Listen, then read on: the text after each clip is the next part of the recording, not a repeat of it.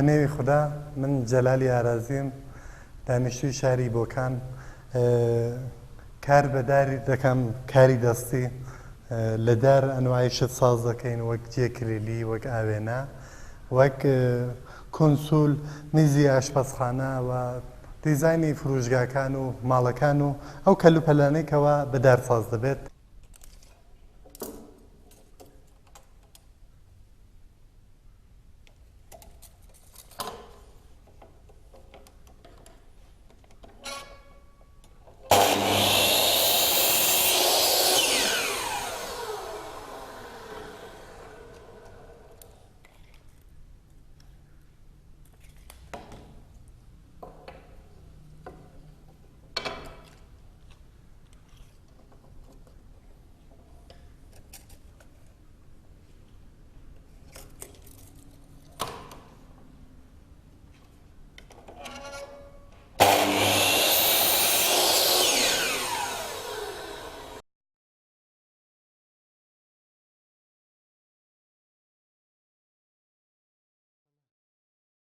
ئەو تیکە چکۆلانەی وا دەیبینن تیکەیەکن کە لە دارەکە بڕێمانە بۆ کاری گرێچن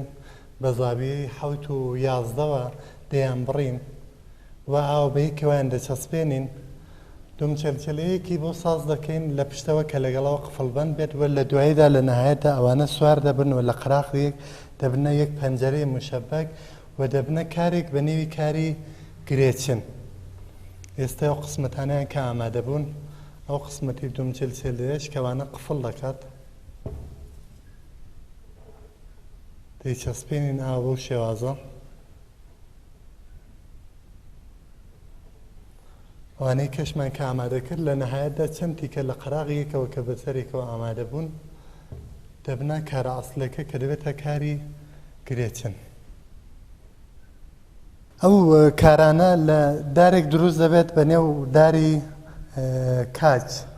کاج یا هەمان ئامیانە لە نێو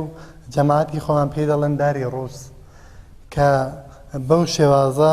ئەو نەخش و نگارەی هەیە دەتوانێت ئاوە بێت دەتوانێت بە شکڵێکی دیکە بێت. ئێستا ئەو میزە مەسەلەن ئەلان لە داری کاج ساز کراوە و ڕەنگکراوەکەتی نمونەی ئامادەکێتی ئەو بە سوورەتی خامە وەلی کارەکانی ئێمە ئەلەو هینانە کە بڕۆژدران لەو دارە ساز دەبێت کە ئابعاری گەورەی یانی بە سوورەتی ئەڵوارە و بڕۆژ دەدرێت لە سایزهای مختلفدا 2 سانتمان هەیە 1 سانتمان هەیە 10 سانتمان هەیە ئەبعادەکانی مختلفە بەسە بە ئەبعادی مۆردە نیاز ئەمە و دارانە بڕۆژ دەدەین مونتا جنسەکەی لە کاجە و تەهیە بوونیەوە خودی ئێرانیش لەو دارەی هەیە بەڵام زیاتر ئەو دارە هەروەک چون نێوەکەی لە نێو خەڵک لە نێو جەماعەت بە نێو داری ڕووس دەیناسن لە رووسیا ڕادێت لە رووسیا ڕادێت بۆ شماڵ و لەوێش بە سایری شارەکاندا بڵاو دەبێتەوە. ئێمە لێرە هەر لە بۆکانی خۆشمان دەتوانین تەهیە بکەین مونتا لە مقیاسی گەورەتردا بە سوورەتی عومدا لە هەمەدان لە تاران و یا لە شماڵ خەریک دەکەین دەنا هەر لە شاری خۆشمان لەو دارە مۆجودە مونتا بە قیمەتێکی بڕێک متەفاوتترەوە. ئەو کارە بۆی کە بێتە یەک دانە مڕەبای کامل ئێمە کادرەکەمان سیلەسی گرتووە پێویست بە چەند شتە چوارچێوەیەکی ئاوا چوارچێوەیەکی زەربدەری و قابێکی دەور کە بۆ دەورەکەی لە دوایدا لە قاب دەگیرێت کولی مەجموعەکە خڕ دەکاتەوە جا بۆ دەستپێکردن دوای دەرهێنانی کادری بەیزافەکە ئەو زاویانەمان ئێمە بە سوورەتی 45 بڕیوە لە ئەندازە مشەخەسەکاندا کە لەو پێش تاینمان کردووە لە پێشدا ئەوانە ئەندازە ئەوانە بڕە چەسب دەکەین بەو سوورەتە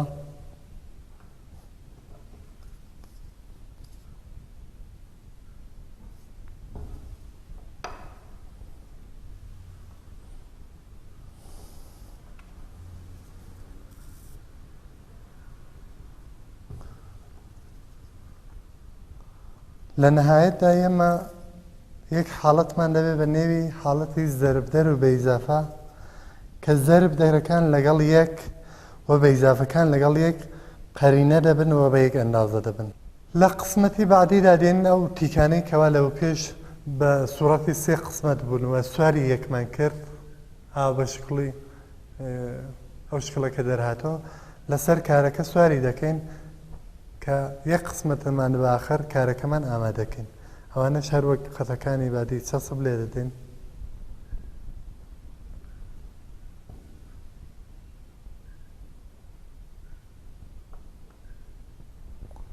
بەو سوورەتە پێیچەسپێن.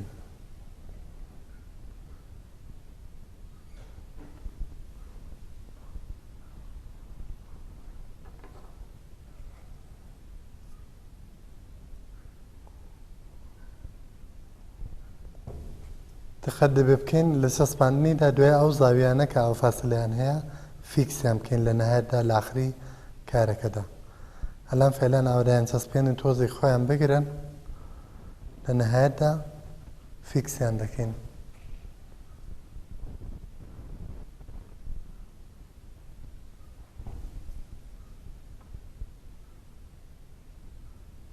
ئەو کارە کاری گرێچنی پێ دەڵێن کە لە قەدیم الئەیام و لە زمانهای زۆر زۆر قەدیمەوە بووە و تازەگی ئەمە و چەند برادەری کە دەستمان پێ کردوێتەوە ئەلبەت ئەوە یەک گریانە گرێ لە شکڵای مختلفدا هەیە کە دەتوانێت کار بکەی. ئەلان ئێستا ئێمە چەند ساڵێکە دەستمان بە کاری گرێ کردوێتەوە، کارێکە لە قەدیمەوە بۆ زۆر ڕێکوپێکە و زۆر جوانە و لە بەنا تاریخەکانیشماندا ئەکسەرەن ئێمە دەیانبینین بە شێوازهای مختلف. ئێستا ئێمە کارەکەمان ئامادە بوو، فقط ماوەتەوە قابەکانی کە لەو پێش بڕش کراون. ئەو قابانەش دەبێت سی لە سی بێت. ئەلان ئەو ئابادەمان ئێمە سی لە سی لە نەزەر گرتەوە. دوای چەسپاندنی قابەکان ئێمە یەک دانە مڕەبەی کاملی سی لە سیمان دەبێت. بۆ چەسپاندنی قابەکە هەروەک ئەرزمکردن ئێمە ئەبعادی سی لە سی لە نەزەر بگرین. بە سوورەتی 45 دەرەجە بڕش دەکرێت. بڕشکرات ئاو چەسپی لێ دەدەین بەو شێوازە و بۆ میخکوبەلەی دەدەین.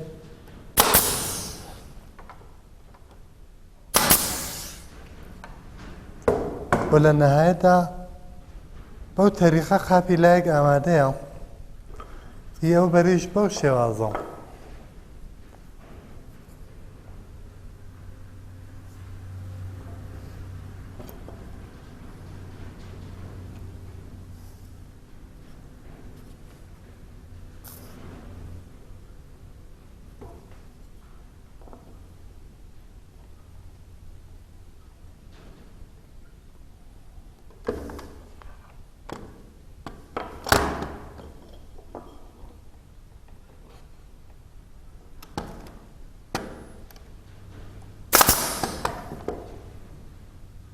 هەلان قابی دوو تەرەفمان ئامادەیە.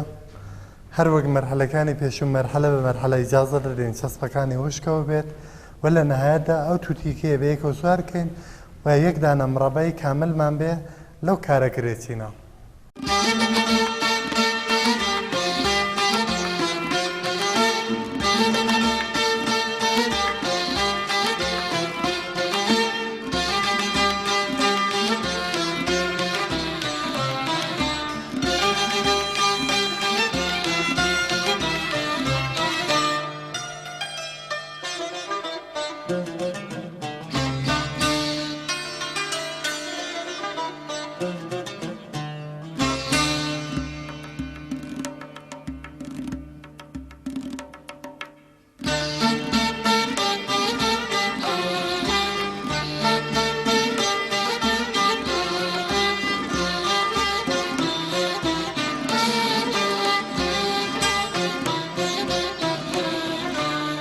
ئەمە لەو کارگایە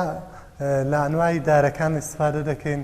عمومیترین دارێک کە کاربوردی زۆرترە بە دوو عیلەت: یەک ئەوەی کە قیمەتی مناسبە و دوو ئەوەی کە سومبادەخۆری خۆشە. ئەو دارەیە بەنێو داری کاج لەو دارە زیاتر لە هەموو دارەکان ئیستفادە دەکەین، بەڵام بۆ زۆر کاری کێشەیە کە مشتری داوای دەکات لە داری جۆز ئیستفادە دەکەین، لە ئافرای ئیستفادە دەکەین، لە ئاپنوس ئیستفادە دەکەین، لە داری بەڕووی ئیستفادە دەکەین. دارهای وەک چوبسۆر خۆوانە دار زۆرە، بەڵام ئەو دارانەی وا لێرە زۆر کاربردیان بێ داری جۆزە، داری ئابنووسە، داری ئەفرایە، داری بەڕوویە و دار قایسی و داری کەچ. منتها ئەبعادێکی زۆر وەسیعە گەردمان هەیە بیناسین دارەکان. شاید پتر لە نزیک بە 100 دار لەنەو ئێران لە نێو سەنعەتکارەکاندا ئیستفادەی لێ دەکەن، بەڵام عمومەن لە نزیک 10 تا 12 ڕقم لە دارەکان بۆ کارەکانمان ئێمە لەو کارگایە ئیستفادە دەکەن. فێربوون زیاتر دەبێ بڵێم هەر تەجروبی بوو. من براکەم لە هەمەدان خەریکە و کارە بوو هەروەک ئەرزمکردنی ئێمە لە هەمەدانیش مەشغوڵ بەو کارین ماوەیەکی کورد چون بۆ لای براکەم و شتاکی ئەوەڵیە کە دەبوو فێر بوو بەم فێر بووم و هاتمەوە لە شوێنێکی کە کارگایەکم دانابوو بە ماوەی شاید 2 ساڵ فقط شتم ساز دەکرد خراپم دەکرد و لەسەر ڕاوە سازم دەکردەوە تاوەی کە ئەو شتە ئەوەڵیانەی کە بێتە دەستم وە کەڵک وەرگتن لە ئینتەرنێت و بزارهەیە کە ئەوڕۆ لە دەمی دەستدایە بۆ ئیسفادە لەو دانیشانەیەکەوە لەو شارانەی کەیە لەو کشوەرانەی کەیە هەر لەو ڕێگای زیاتر دەتوانم بڵم تەجروبی بوو فێربوونەکەی من ئەلانیش ماوەی 6 ساڵێکە کە مەشغوڵ بەو کارم لەو کارەدا ئێمە هەندێک کێشەمان هەیە وەک نەبوونی دەستگا هەندێک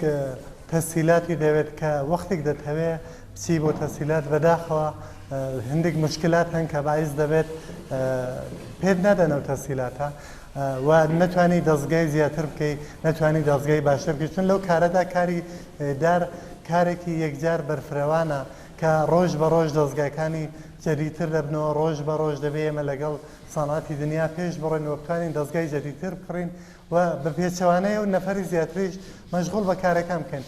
تا حد ئێمە لە دەستمان دێ ئێمە توانیمانە چەند نەفەرێک مەشغوڵ بەکار بکەین من تا بەداخەوە ئێمە مەسەلەن دەرخاستی شتەوەندا وەکتمان ئەگەر هەندێک حمایەتمان لێ بکرێت ماڵی و حتا معنەوی لە تەڕەف ئیدارەکانەوە ئەمە دەتوانین پتر لە 10 نەفەر تا 15 نەفەریش لەو کارەدا مەشغوڵ بەکار بکەین و چەندین خانوادا لەو ڕێگایەوە نامخۆن هیوادارم کە ئەو قسەیان بەجێیان بگات وە هەندێک مەسئولین کۆمەکمان بکەن لەو ڕێگایەدا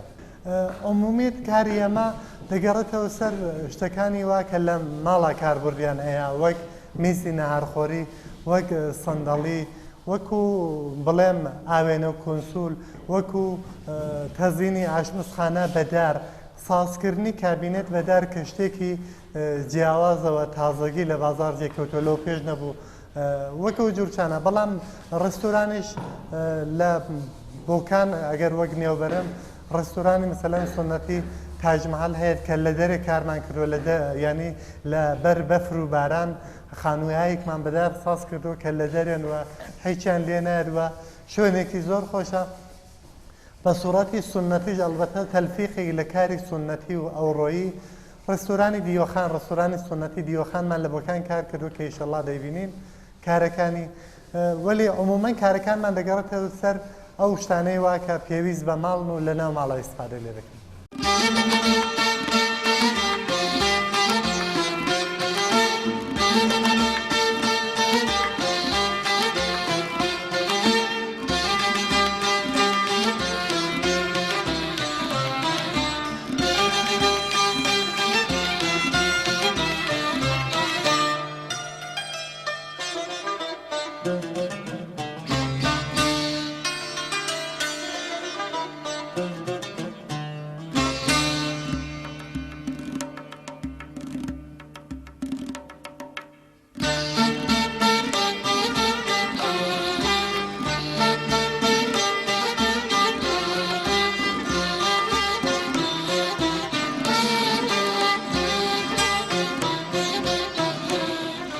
ئەم دەرگەیە کەوا دەبینن لەگەڵ ئەو سەردەدا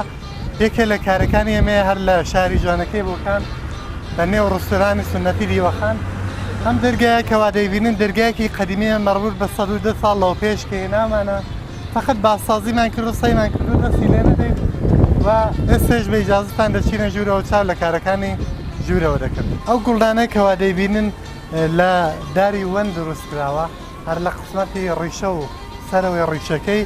نیاوەکەیمان بە سوورەتی تەبیعی دەردهێنا و لێرەدامان ناوە گوڵدانێکمان بە سەبکی ڕستی لێ دروست کردووە ئەو ئاوێنەیەش کەوا دەیبینن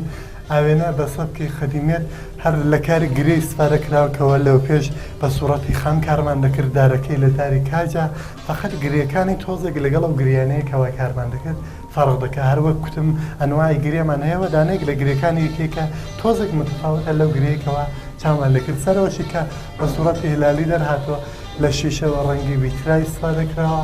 ئەو قسمەتەشی باسم هەر گرەیە من تاو گرەیە کە بە سوورەتی خام لە کارگا کارمان کرد لێرە نەهارخۆرێکی دیواری دەبینین نەهارخۆرێکە شاملی دوو بەخشە پایەکانی واستی نەهارخۆرێکە جنسی ئەو ناهارخۆرێ هەر وەک کوتم لە دارەکانی کە ئێمە ئیستفادە دەکەین جنسی ئەو ناهارخۆرێ لە داری سنجوویە کە زۆر کەمیابە وە فۆقڵعادە نەخش و نگارێکی جوانی هەیە لەو ناهارخۆرە دیوارەیەشدا ئێمە بە سەبکی ڕوستیک کارمان کردو یانی نەهاتوین دەستمان لەوانەیە کە ئەو بەرجەستگی ئەو ناهەموارانەی بە سوورەتی تەبیعی تێدا بۆ دەستمان لێ نەدا منتها لە سەندەڵەکان داهاتوین لە چوبی کاج استفادەمان کردو یانی دوو تەرکیبی متەفاوت و ئالبەتە کاملەن هەمگن لەگەڵ یەک لە قەراغەوە پێما بێ شێوازێکی جوانی هەیە کە لەو دوودارە کەڵکمان وەرگرتەوە.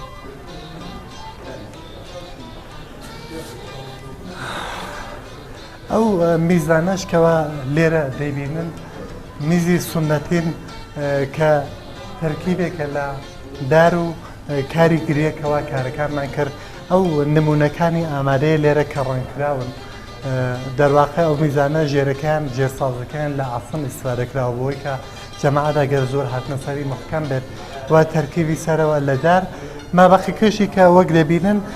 دەوران دەور لە کاری گرێ ئیسفادەمان کردو بۆ جوانی و ئەڵبەت بۆ کاربردی پاڵدانەوەش دەبێت بۆی کە میزەکانیش لێک جیاوازکەین لەو قسمەتەی سەرەوەدا کە مشاهدە دەکەن ئەو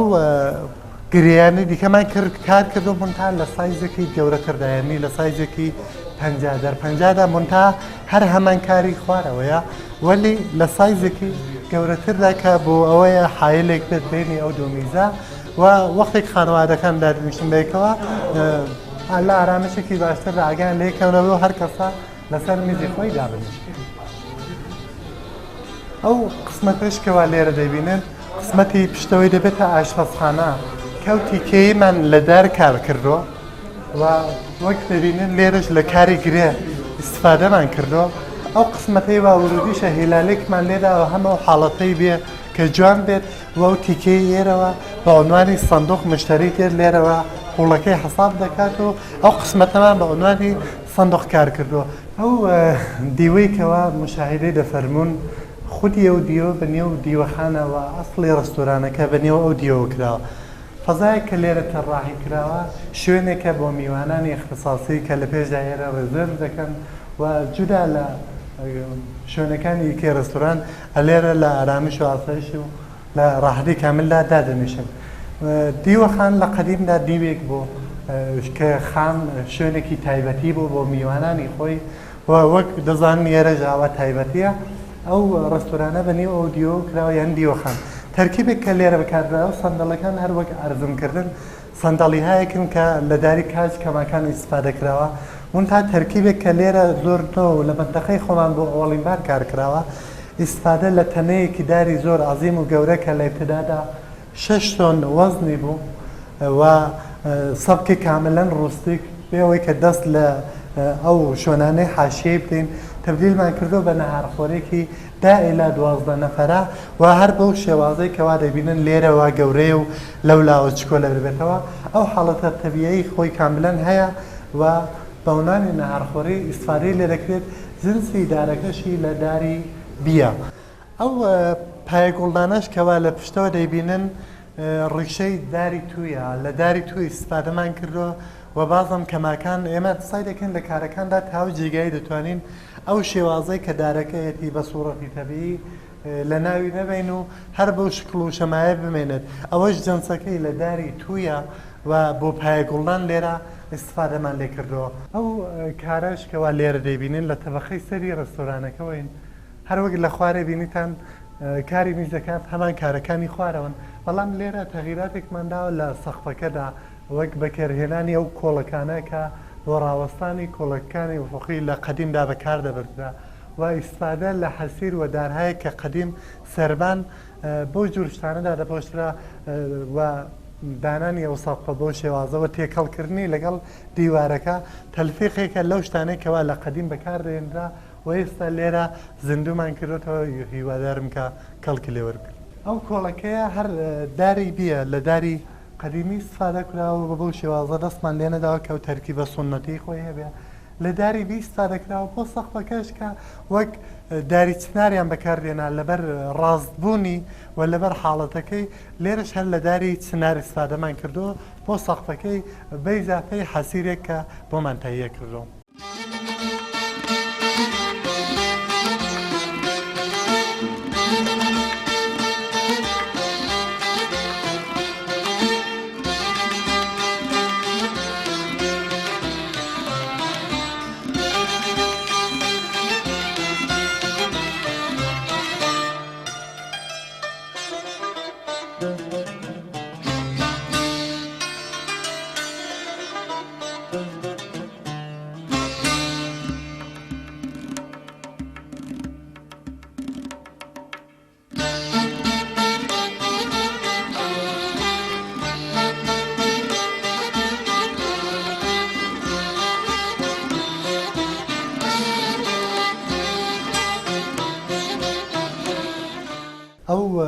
کارێکەوە دەیبینن ڕەختاوێزە بە تەرکیبکردنی دارهایە کە لە نەزەر زۆر کەس قابلی فڕێدانەوە قابلی ئیسفادەنێت ئەو کارەمان بەهێنەوە مەسەن ئەلان لێرە قاوەکەمان لە داری کاج گرتەوە و ئەو تیکانەشی کە لە داری جۆز ئیسفادەکرا جێگاهایەک کە لە نەزەر زۆر خەڵکەوە بۆ فڕێدانە یا بۆ سووتانەوە بێکەڵکە بۆ کارەیە کە هەم هوەرێت هەم ئەوەی کە ئیسفادەیەکی کاربردی دەبێت لە ماڵە بە عنوانی هەڵواسینی جێگای لیباس یەکێک لەو دارانەی کەوا باسمان کرد لە کارگاداری بەڕوو بوو کە بۆ بەکارهێنانی بەعزەکارێکی سنەتی